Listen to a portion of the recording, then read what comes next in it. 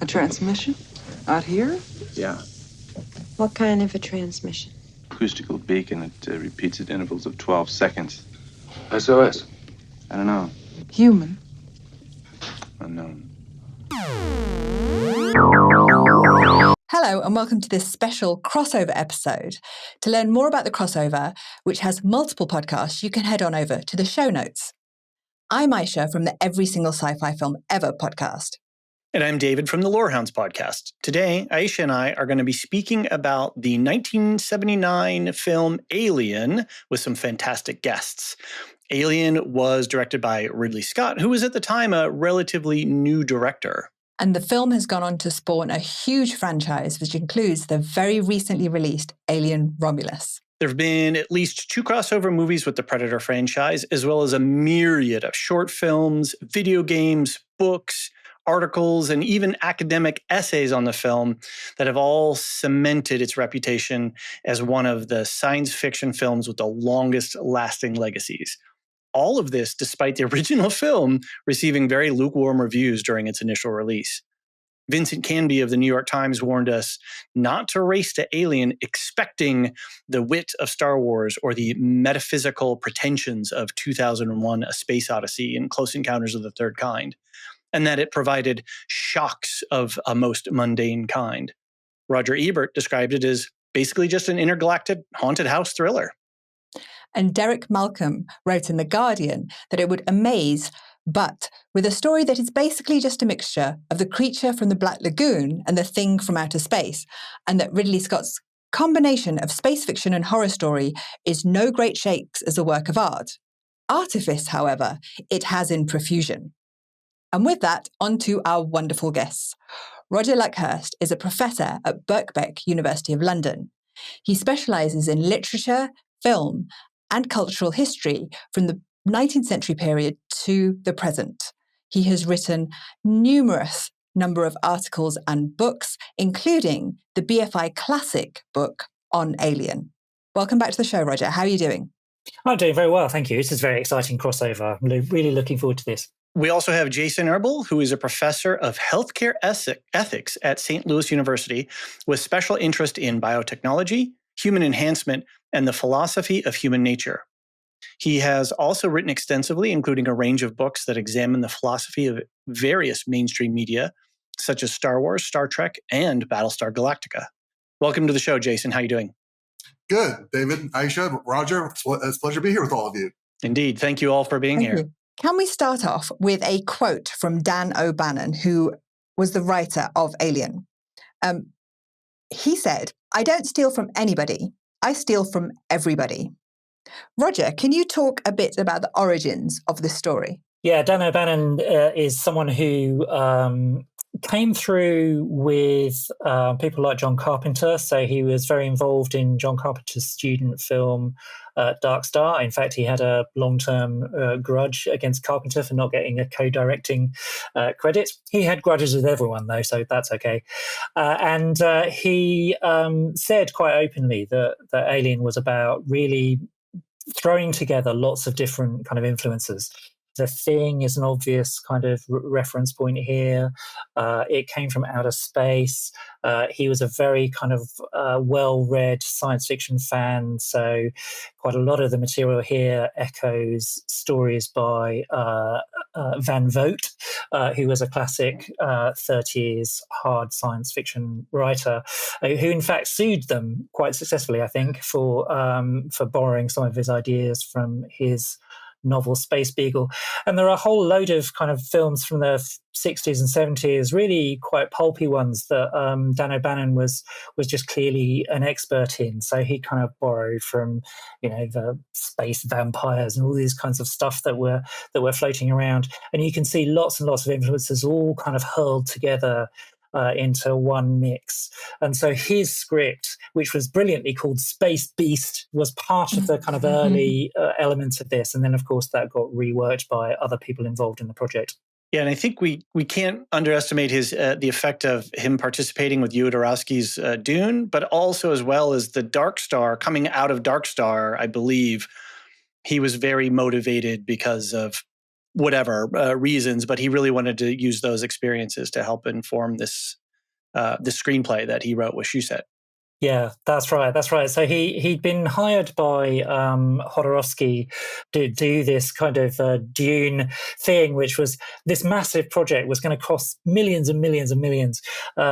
Pink Floyd were going to be hired to do, the music for this and that, and Salvador Dali was going to be in it, and so was Mick Jagger. It was all very kind of crazy. But he was involved and built a design team for Dune, which was amazing in Paris. He was there for quite a few months.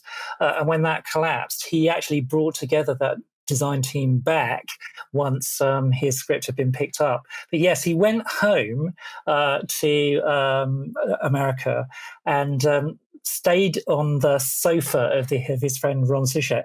And I love the detail that he had, terrible kind of stomach problems, and he had Crohn's disease in the end, but he was kind of agonized by stomach problems. That seems to go straight into the script of Alien, doesn't it? Of this kind of sense of something inside you that's kind of eating at you. And it feels really sort of powerful for that. So Dan O'Bannon's crucial for this, even though he had to fight like hell to get his name anywhere near the credits in the end for Alien. Dan O'Bannon and his stomach bug are both very important. They really are. So although it had lukewarm reviews, what do you think makes Alien stand out from other films of this era and this genre? Horror films work when they have an iconic moment that is so profoundly traumatic that in a sense it shudders through the whole culture. So that sort of chest-bursting scene was completely unprecedented, I think. And, it has a whole mythology around it, whether the actors themselves knew what was just about to happen, whether they had an authentic kind of, horrified response. But there's something so spectacular about that. And that's what Walter Hill, the producer, said was, I've just read this terrible script called Space Beast, but it's got one fantastic scene. So this sort of sense of that kind of element. And really the whole of the franchise, I think, is all about trying to recover that moment and try and repeat that kind of cultural shock, which of course you can't do.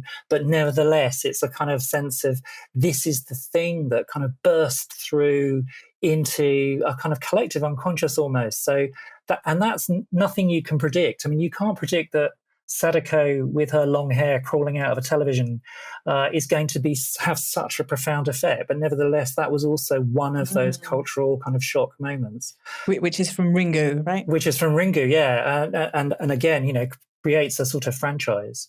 And that sort of sense of these moments of traumatic shock, for me, I think are the kind of crucial reasons why Alien follows through. But it's not necessarily a predictable kind of moment, but nevertheless, fantastic. Jason, what kind of influence or impact did this film have on you, like when you first saw it? I didn't see it when it first came out. I was a little young at that point. But when I saw it, either in middle school, high school, I was already a huge, sci-fi fan of Star Wars, Star Trek. Also the sort of 80s horror genres, Friday the 13th, Freddy Krueger, Nightmare on Elm Street, all that. And so right away, Alien spoke to me as this wonderful amalgamation of sci-fi and horror.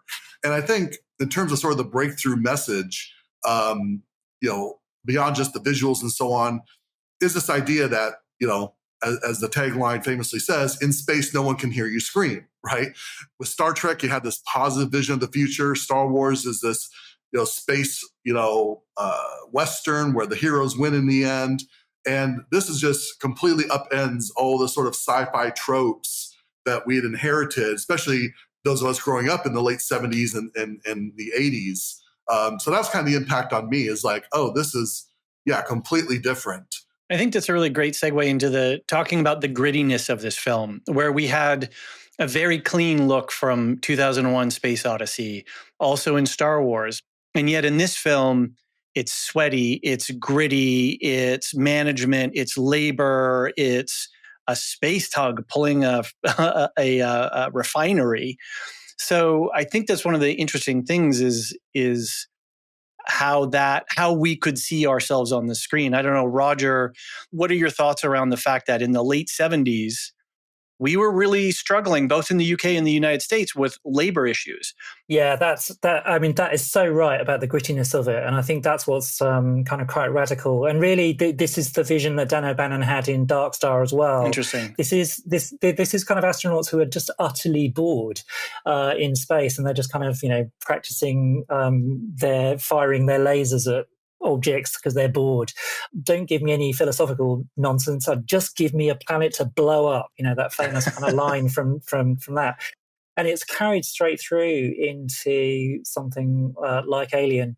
So just the year before, as you say, Star Wars is shiny and bright, and Star Trek also very fetishistic, shiny, lovely USS Enterprise.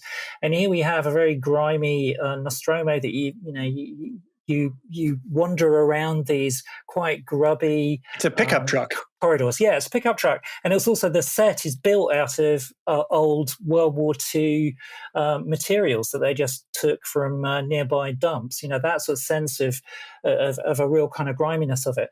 And what that immediately kind of leads into, once the crew are reawakened by this distress signal, is a sense of just like no hierarchy. Cross people, Parker and Brett stand for the kind of workers who are saying, what about our bonus? Why have we been woken up? Are we going to get paid for this? How do we, I don't respect the captain. Captain has no authority on this ship at all. And all the way through the franchise, that's consistent, is that, the captains never have authority. This is a commercial ship, not a rescue ship. Right. And it's not my contract to do this kind of duty. And what about the money? If you want to give me some money to do, I'd be happy to oblige. That's right. Let's go with the bonus situation. We never Can we just talk about the bonus situation. Sorry, can I say something? Let's talk about the bonus situation. And it is exactly ground into this kind of late 70s moment. I mean, in the UK, where Ridley Scott was filming this in Shepperton, just outside London, there were constant strikes actually on sets of films that were made around there as well. Yeah, absolutely. It was made just before the winter of discontent, as it's called in England. So this is the winter of 1978-79, when there was a final sense of, labour unions really having the whip hand over the government. They'd already defeated one government in 1974 by stopping any coal being produced. So we had a 3-day week, so-called, and lots of scheduled power cuts. I remember that as a child. It's all very exciting with your candles in the early 70s. So that sort of sense of a real kind of, crisis. And famously, this is still much debated politically, its significance, but in the winter of discontent, even the dead couldn't be buried because there was this kind of strike of council working undertakers. And that's the atmosphere in which the film is made. And it's also the atmosphere in which both Alien and actually James Cameron's Aliens was made, because James Cameron, being quite hawkish, was totally appalled coming to Britain and discovering that the unions had such power on sets. And he was so cross about tea breaks. Everyone just stopped and had tea breaks. And he famously said that he bought the entire tea trolley in order to stop people kind of taking breaks from work. So there's a whole element of a kind of union kind of anger and frustration in the film as well. And then just one detail, I think it's really important to realise that Yaphet Kotto, who plays Parker, had just come out of Paul Schrader's brilliant film Blue Collar. And that is precisely about auto workers in the States. It's about, kind of union conspiracies, the attempt to try and kind of rob their own union in order to get money because they're so poorly paid. All of that stuff. Yaphet Kotto is carrying that through into the film as well. So I think it is kind of riven with all of these union details. Jason, I think we're mostly contemporaries, you and I, so we probably remember coming out of the 70s and going into the 80s, especially with auto manufacturing. That's really when, especially the Japanese auto industry started to dominate in the United States. And so then we have this element of corporate control that is very far removed. And maybe a plant manager, hey, I'm just a plant manager, being Dallas. And then the line workers being Harry Dean Stanton and Yaphet Kotto, who are complaining about their bonuses and stuff. How do you remember that time period? in terms of labor relations and what was going on in the United States, because it was filmed in England, but the big market at the time, before a global market, was for American audiences. Again, as pointed out, at the get-go, the critical reviews of the film, weren't that hot when it first came out, but clearly, no, right. but it clearly had, a resonance with audiences, built up over time, such that we could get something like James Cameron's Aliens, financed and produced. And so, yeah, I do think that a big, resonant factor with audiences was just that they could see themselves in these characters. Yeah, these weren't, again, the larger than life space opera folks that, who are in Star Wars, right? Luke Skywalker is almost a mythical figure, something that they kind of turn on its head when they get to The Last Jedi.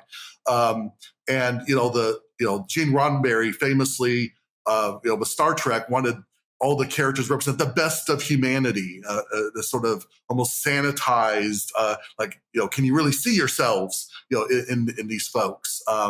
They're the best of the best. Well, we don't feel that way. And then certainly, people who are, working, what we would call, blue collar jobs, who are just, trying to eke out a living, trying to survive.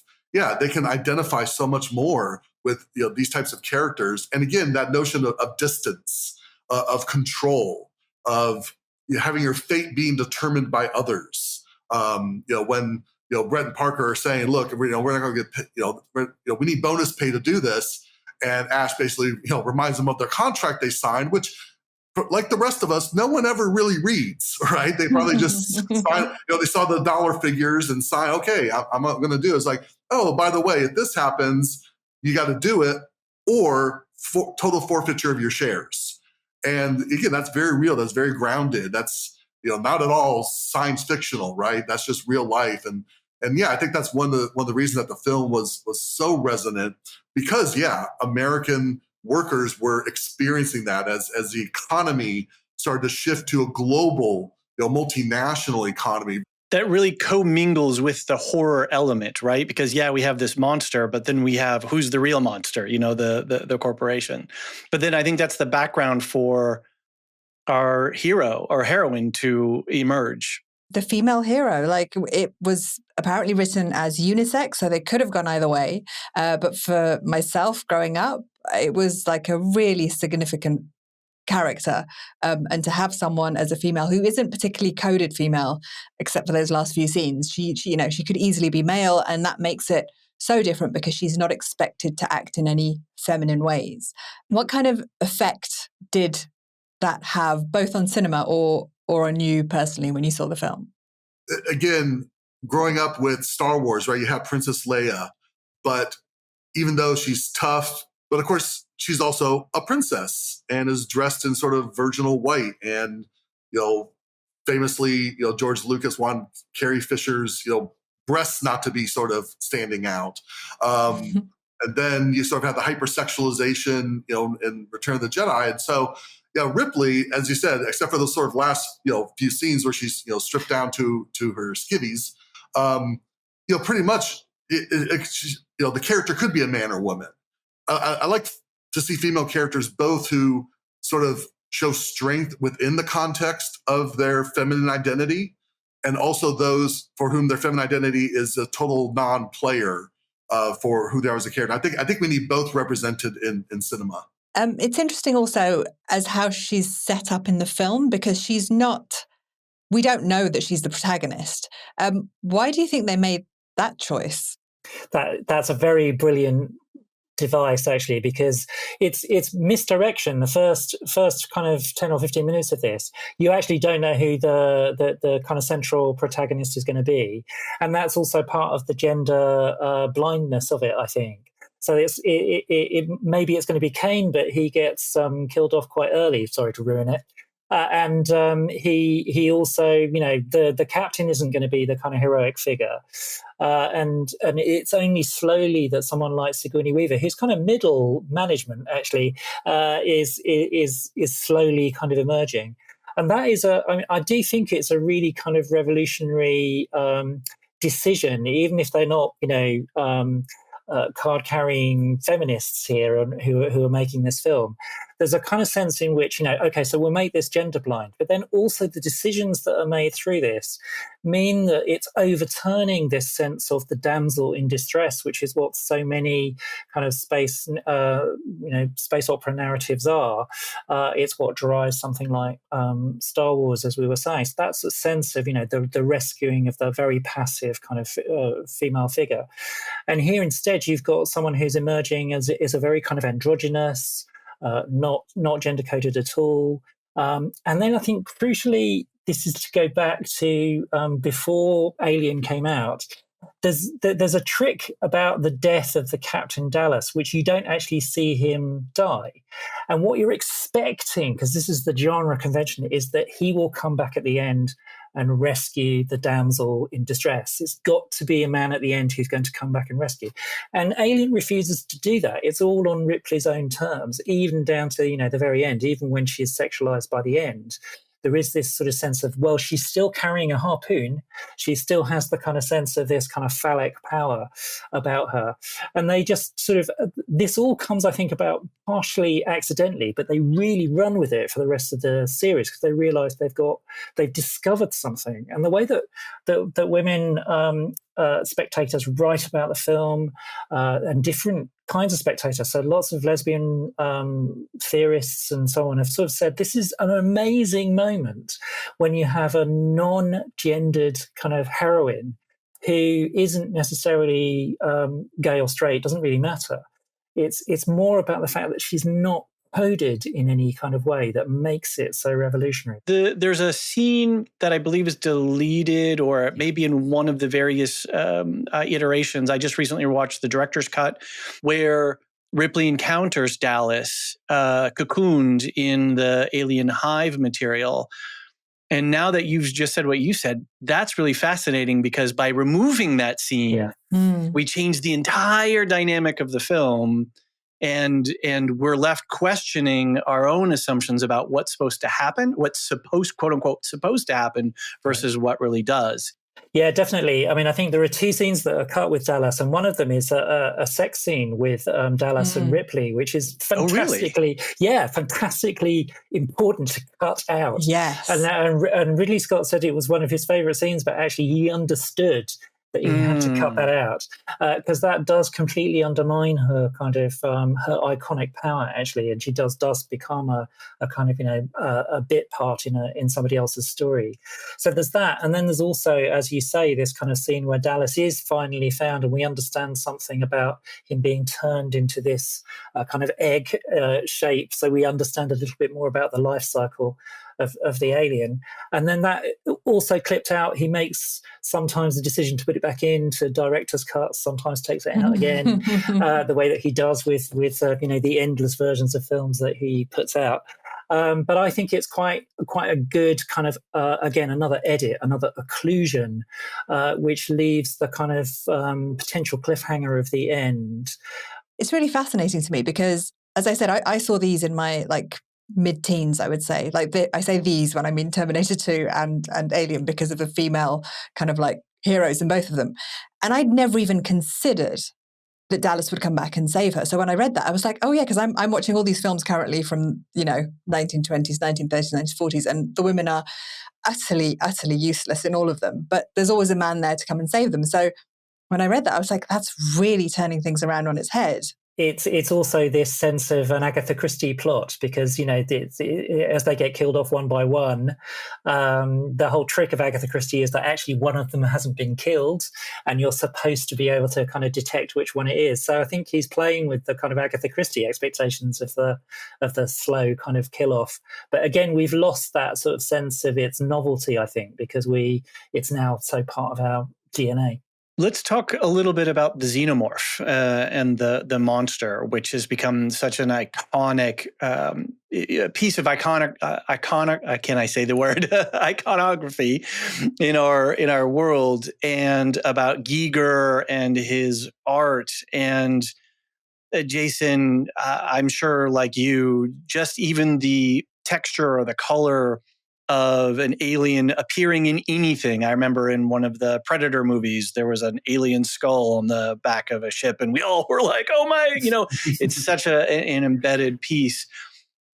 Yeah, I think part of Giger's genius, and again, it was mentioned. A lot of the design work, including even the shape of the head of the xenomorph, comes from early drawings of the Harkonnen palace for Jodorowsky's Dune that Giger had done, right? And so again, we're very lucky that Jodorowsky never got to make that film. In some ways, it might have been a fantastically brilliant film. It might not have. But it's sort of like a dandelion. It sort of spawned all of these little seeds that floated out all over science fiction and other films. It really, I think you're right. I think we're lucky that it didn't get made because of what it spawned. But I think also, the fantastic about the xenomorph is what its life cycle is, how it reproduces, the fact that it is, in a sense, parasitic on other life forms, right? From the face hugger having to, inseminate, to then using people, and then that final image in the director's cut of Dallas, and also Brett, being consumed to make new eggs, and so then you go back to the original ship. Right. And you realize, that's what happened to the crew of that ship. They were basically consumed. That's why, we consider, and view sexual violation as something so horrific, and not just a violation of one's body, but one's soul, one's very being. And when one's body's being, infiltrated and used. And of course, we have all this various imagery. I'm sure we'll kind of talk about some of this, but the mix of horror and sex, right? So there's sex throughout this. So in one sense, you have this desexualization of the characters, but there's still sex throughout, and that's just primal. It just speaks to something in our in our lizard brain responses, so to speak. And I think that just adds to the horror of how the xenomorph acts. Right. And I think something else that's also primal is the fact that it has no eyes. And one of the ways that we as a mammalian species detect threat is by looking at faces and eyes and identifying the emotional state or the intent of another organism. That's one of the things that kind of freaks people out about snakes and lizards and stuff like that, is there's no eye muscles, so we can't tell what the creature is feeling or thinking. And Roger, the xenomorph has no eyes. It has no empathy. It is a perfect being, right? As Ash says. Yeah, I mean, it's so fantastic. The life cycle is so important that it's utterly incoherent, I think. And it's partly because it's just this composite of lots of different designers, actually. Because, I mean, Giger, of course, did the adult kind of version of this kind of creature. But he confessed he couldn't do the kind of chest burster. He had a version of that, but he said famously it was like a plucked chicken. And that it just was not at all frightening. So they brought in Roger Dickon, a different designer, to kind of design that. And then another special effects guy who'd been working on Star Wars came in and did those famous Jaws, Jaws within Jaws, that kind of animation, all of that element. So it's lots of people coming together. But Giger's kind of central idea, I think, as soon as Dan O'Bannon showed Ridley Scott the painting by Giger, Necronomicon 4, I think it is. He just said, that's it, and it's it because it's got no eyes, and therefore it can't kind of return the gaze. So it's absolutely other. You kind of look to the other to assert your selfhood, and this is not going to do that. All it's going to do is kind of annihilate you. And I think the other kind of element of this going in is that it's the idea of the parasitic wasp, actually. So there are these really evil types of wasp that kind of do exactly what the alien does. So inject you with kind of poison, plant eggs, and then the eggs slowly eat the caterpillars from inside until the very last moment when it kind of uses its jaws to kind of eat its way out. And it's that, actually, that Charles Darwin famously wrote in a letter in 1860 saying, I don't believe in God anymore because I've understood the life cycle of a wasp. It's like, who would create something like this? If you're a Freudian, then you see this is all about sex as misunderstood as a kind of horrifying devouring of the other person. You can see Darwin in it. You can also even see Francis Bacon in it, because I do think there is also the fascination of Francis Bacon, the painter, with open mouths screaming, but he never was able to paint eyes, so he just left the top of the face blank or just kind of fading away. And clearly that extending jaw comes out of a famous 1945 painting by Francis Bacon. So there are so many elements thrown in. And then just one final one, which is that the guy inside the adult xenomorph in that film is a 6'10" tall Olaji Bodejo. Yeah. That's right. Like, he's an African actor. But that sort of sense of the race politics of this as well, being kind of bound up in this monster is so kind of rich and dense and incoherent, really important.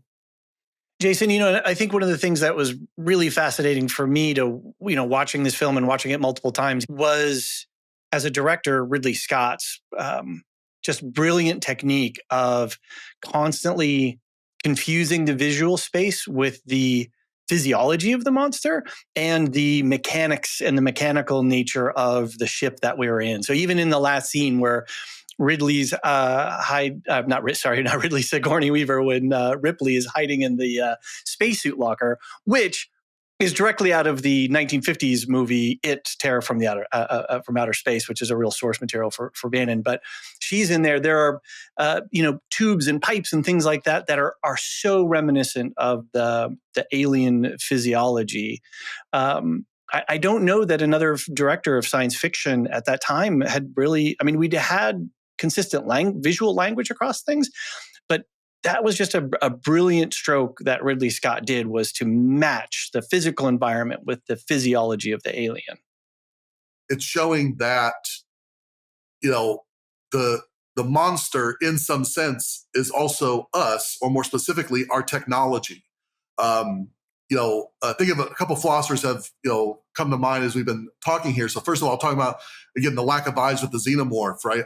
Emmanuel Levinas, French Jewish philosopher, talks about the face of the other as being the ground of our ability to relate morally to each other. So as Roger mentioned, right, the alien comes across from our perspective as kind of just a soulless killing being, and almost mechanical in that way, even though it's not. It's a life form and highly intelligent, but it doesn't seem that way to us because we can't engage it face to face. But then also think of Martin Heidegger, 20th century German philosopher, and he talks about how technology has its own impersonal logic that enframes us, and whereas we invent technology with the understanding or the belief that we are the controllers. We control technology. We use technology. In fact, technology comes to control us. I mean, how hard is it to ignore your cell phone when it vibrates, right? We become at service to it, and we also become, a piece of technology ourselves. And again, this goes back to the whole corporate thing, right? With, again, the crew of the Nostromo are just tools in the hands of the company, and the technology, Mother, and of course Ash. I'm sure we'll talk more about Ash soon. The technology is what's controlling things here. And even though the alien, the monster, is not itself a technological being, I think the visual chemistry of the ship and the alien is just basically to exemplify this idea that there's monstrosity surrounding this entire crew. Yeah, it's interesting because Ash is kind of set up as an opposition to the alien. Like we don't know from the start that he's an android, which is one of the, again, spoilers, one of the surprises of the film. But let's talk a bit more about Ash and how he represents a different kind of monster. Kind of like with the xenomorph, there's, Ash is very impersonal, right? Androids typically don't, experience emotions. And again, for me personally, watching Alien around the same time, I can't remember the exact age I was when I first saw it, but it's definitely been around the time where I'm also watching Star Trek: The Next Generation. And of course you have, Data, who, again, an unemotional android, but on a quest to become human, who wants to be that, who feels that becoming more human is his perfection. And Ash is the flip side of that, right? Survivor.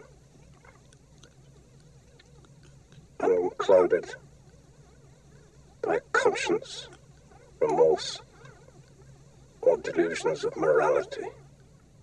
Almost disdain for his fellow crew members throughout. He's kind of a cold, calculated, and he's fulfilling his programming, right? The company has programmed him to fulfill the end of safeguarding the Xenomorph because of what it represents, what it could mean for the company as a resource.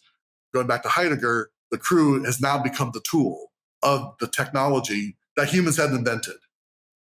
Jason, I'm curious. You study a little bit of ethics and in this allied field, the nature of not only Mother, which has a whole weird psychosexual kind of thing, and the remote control, but then also with Ash.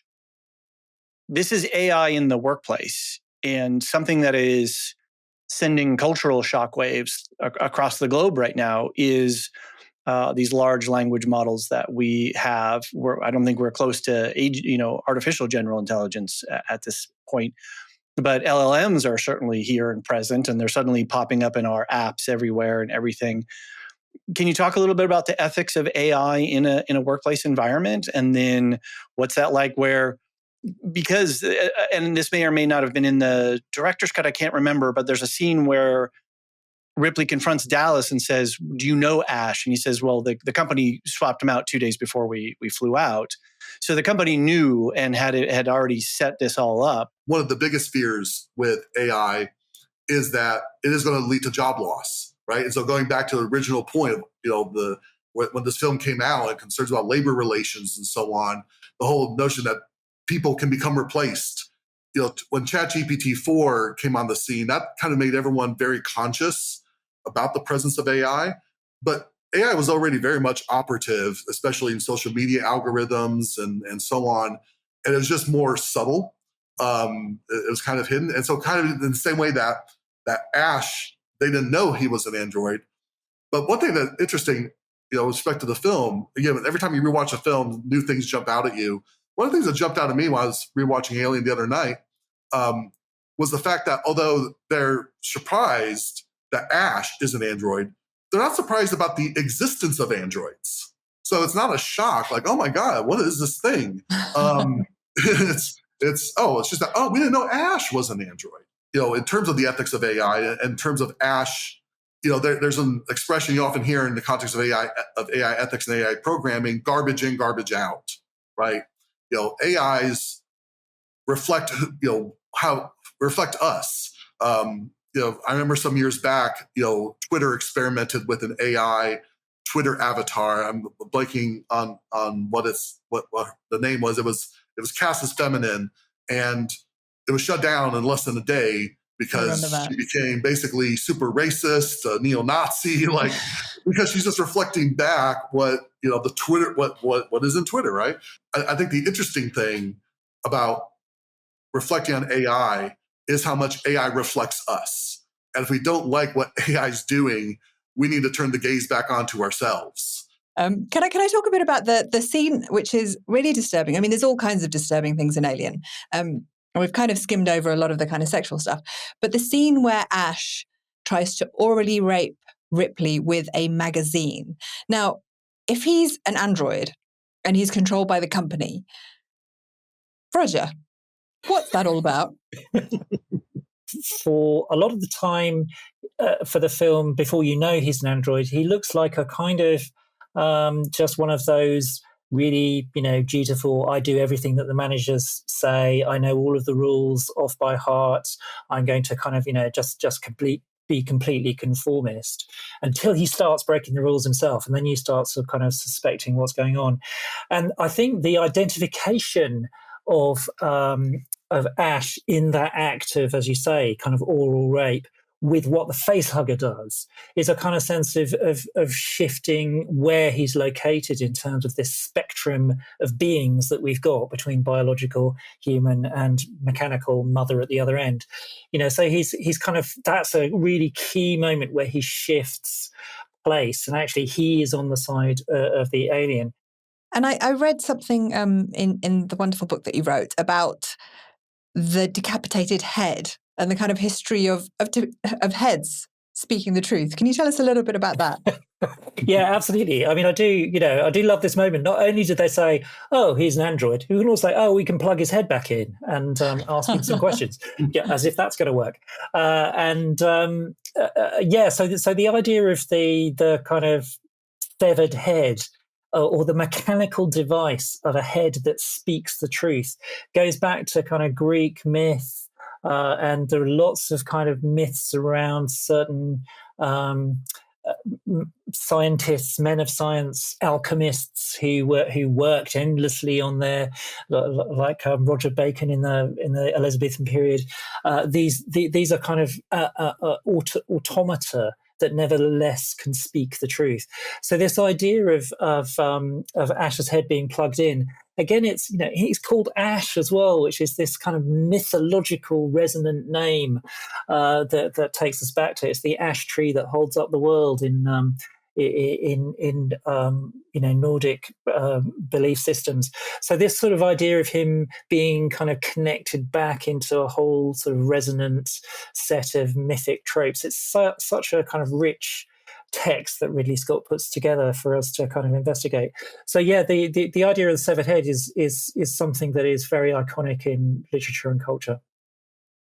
Interesting. And he is a representation of the company, which is, I think, a huge part of the Alien franchise. And can you talk a little bit more about why that company features and what it's trying to, is there a kind of overlying moral? I don't know in terms of the intentionality of, the filmmakers, but I do think that, again, the sort of depersonalization, the reduction of human beings to disposable instruments, and I think it resonates, again, even more so, as I said earlier, as we are dealing with multinational corporations operating in a global economy, where ultimately, and goes back to the beginning of the industrial age, you're always trying to get the cheapest labor possible, and why we've had institutional slavery and so on throughout human history, and so once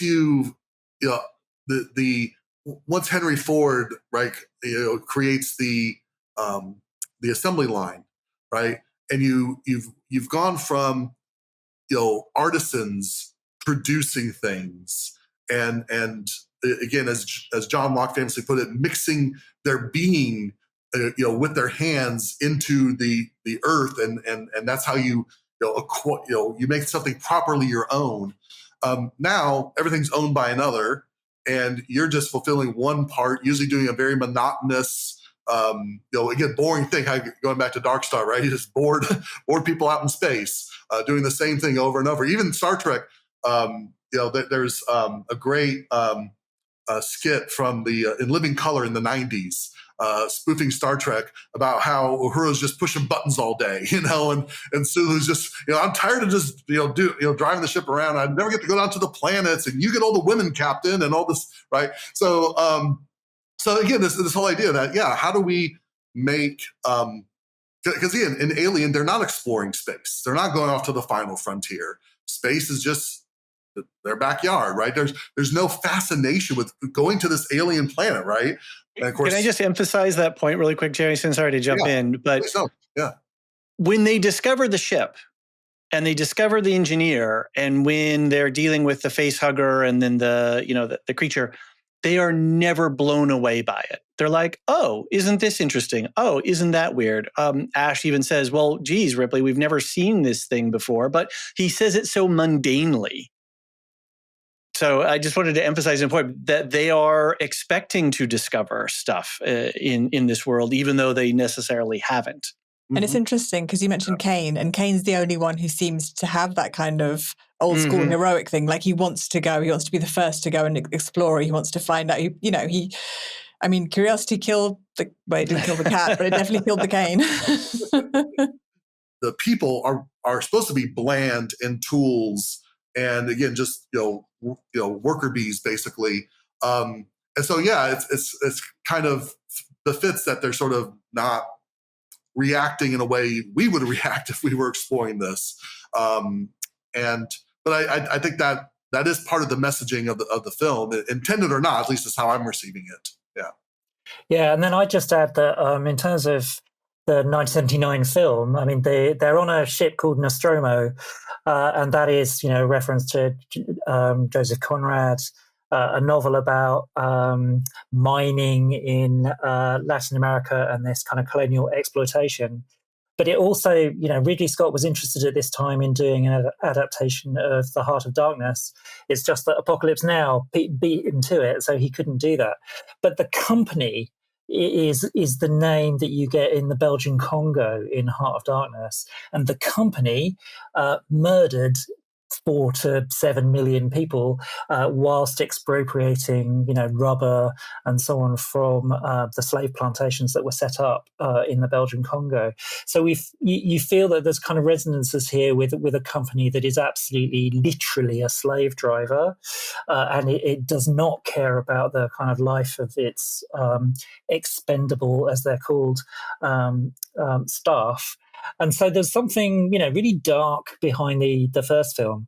And then again, when you get to Aliens, it's much more of a kind of corporate greed, overtly corporate greed. And, greed is good. It's almost like Gordon Gekko in Space, isn't it? With that sort of sense of the open kind of capitalist greed that's behind that. And the Wayland Corporation continues all the way through the series, again, picking up different resonances at different periods of time and becoming an echo chamber for our culture, I think. So we have to talk about the cat. There's just no way around it. Here, kitty.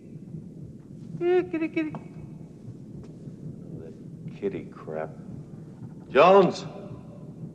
That's one of the most interesting things. I did a rewatch over the last couple of days, kind of split it over, and I was watching that last night where the alien regards the cat. Or earlier on, the cat regards the alien as it kills Brett. Roger, do you have any insight into what the cat represents? Why did Aisha? What do you got? I just want to say Roger definitely has some thoughts on this. Okay, I'm looking forward to hearing, because it's such an inscrutable part of the film and the plot. But yet, I think if somebody were to go do a cut and take the cat out, I mean, it's hard to know because I know what I know, but would the film be diminished without the cat? And I kind of have to come down on the side to say that there would be. And there's 3 species on the ship as well. So we need to take that into consideration. Yeah, absolutely. Very good point. Yeah. And I love the detail that on the first day that Sigourney Weaver encountered that cat, she had a horrific allergic reaction to it. And she went to her trailer and burst into tears because she thought she was going to be fired because the cat was more important. They had 4 identical cats. Now, actually, that tells you something about the importance of the cat. So how about Alien is actually about the cat surviving and manipulating all of the humans around it?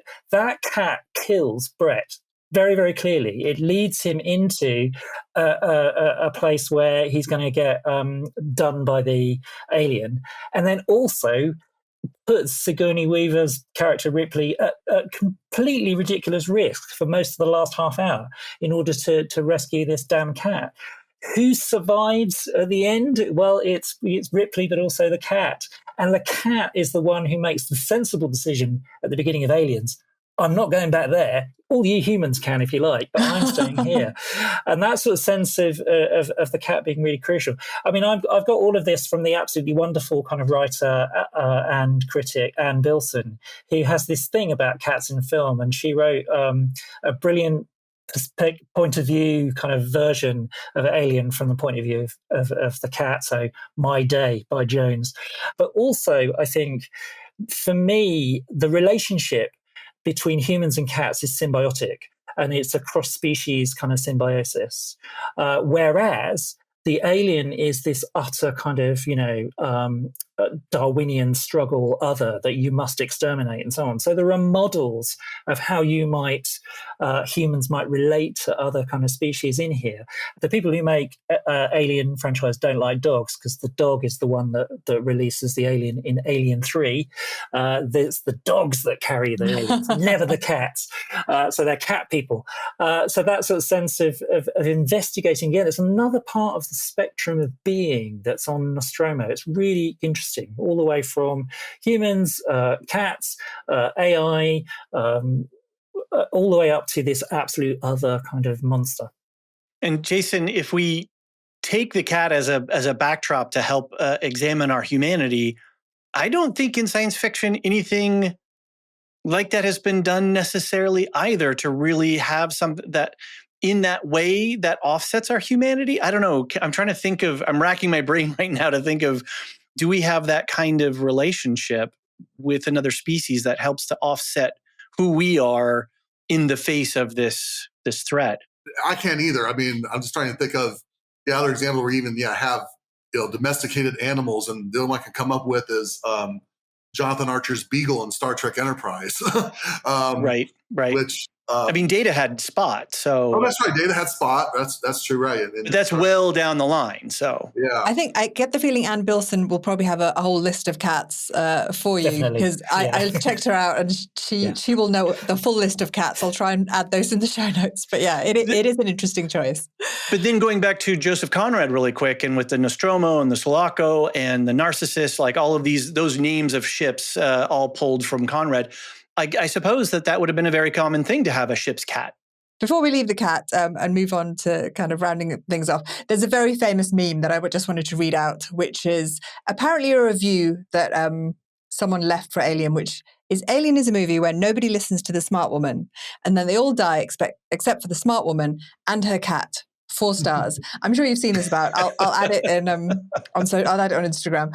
You're very good at coming up with philosophies, aren't you, Jason? So do you have a philosophy for the Alien? I will make a plug for a book that I was not involved in, so it's not a self-promoting plug, but there is a book called Alien and Philosophy. I infest, therefore I am.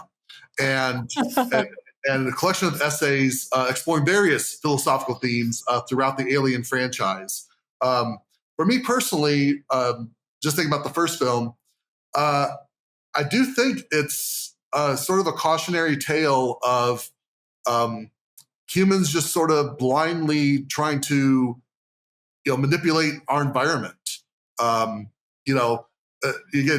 we made a lot of comparisons to Star Trek, right? Of course, Star Trek has this prime directive of non-interference with alien cultures, which of course they break all the time. Otherwise, you wouldn't have a TV show. And there's this sort of sense of, well, we're humans. We're fine. We got technology. We can control the situation, but also recognize that we kind of allow ourselves to be that in our own hubris. So again, classical Greek theme, right? Narcissus, hubris, so on. Maybe that'll be the name of the next ship after Romulus. Brilliant. Roger, do you think there's an overarching message for the film? Well, I think that's pretty good what Jason was saying there. I think this sort of sense of that word enframing coming from Heidegger, all the way from the set, where Ridley Scott said, you never see ceilings in science fiction films, so I put in lots of low ceilings. And that sort of sense of they're all cramped inside a very kind of confined technological space. So there is something, I think, that it's playing on around that idea of technological kind of hubris, or this Promethean idea, I suppose, of you are toying with forces that actually you don't comprehend, and you need to understand humans' place in a spectrum of beings. Okay, so at the end of the show, what I like to ask is there anything you can recommend for the listeners that they can pair with the Alien? Jason? Well, the main thing is, the book I just recommended, the Alien and Philosophy book, that, again, we've talked a little bit about Levinas, we talked a little about Heidegger. I think definitely Heidegger's essay, The Question Concerning Technology, that's a very accessible Heideggerian essay. It's not like a big book like Being in Time. But yeah, if you pick up Alien and Philosophy, then it's great because it's a collection of essays. So you can just kind of read whichever ones you think might be of interest. You don't have to read it cover to cover. And, the authors of those essays will lead you to some of the deeper, first person, philosophical explorations that again, great sci-fi reflects back onto us. And I think as we've been talking about today, Alien, that's why we're talking about it, so many decades later, and why there's still films coming out. It says something to us about us. And that's, part of what we find it interesting, as well as just being a great horror flick. Brilliant. Roger. Well, I'd recommend a short story by Octavia Butler, the African-American science fiction writer, called Bloodchild, which she wrote about 5 years after Alien came out. And it's a rewrite of Alien, basically. But this time, the humans and the aliens, they do implant the humans and they do screech their way out of bodies. But that's understood. And it's a symbiotic and loving relationship that's developed between these species. And it's, the aliens are very kind of delighted and very, supportive of the humans who are willing to submit to this kind of process. And it becomes a very loving kind of connection. And I think what that points towards is a kind of different potential understanding of relationship between self and other, or between human and alien, which is, it doesn't have to be one of utter all-out war, but can be symbiotic. And I think there's lots of science fiction and lots of horror that are exploring that idea, as opposed to the really cruel Darwinian struggle for existence that's in Alien 79. So I'd recommend that as a rewrite. Great, thank you. David, we're co-hosting, but would you like to recommend something for the listeners? I absolutely do have things. So I would recommend 3 films. I would recommend It, Terror from Beyond Space. It's very of its time period, but if you're interested in the roots of this film, you can really see it. Everything down to the compartment ladders that change decks, to the whole idea of blow it out of the airlock. It was a primary source for Dan O'Bannon. Ridley Scott's first directorial feature film, which is The Duelist. And if you want to see the DNA that Ridley was coming, DNA is not the right, with the learned cinematography that Ridley Scott had, because he had made thousands of TV commercials prior to this. And so he made The Duelist off of his own sweat.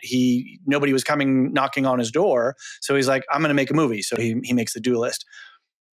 Watch that for the cinematography, because you can really see the roots of Alien in the visual language that he uses, which is so important to the storytelling of Alien, is how he uses the camera as much as what he puts in front of the camera.